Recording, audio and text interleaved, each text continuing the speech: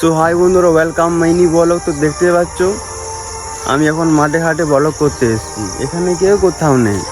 কেন এসেছি? কারণ আমার এখনও সেরকম সাহস হয়নি, তাই আমি মাঠে ঘাটে ব্লগ করছি। যখন আমার মনে সাহস চলে আসবে তখন আমি পাবলিকে ভিডিও করব, পাবলিকে ব্লগ করব, রাস্তাঘাটে ব্লগ করব। এখন হয়তো তোমরা ভাববে ঝোড়ে জঙ্গলে ভিডিও করছি।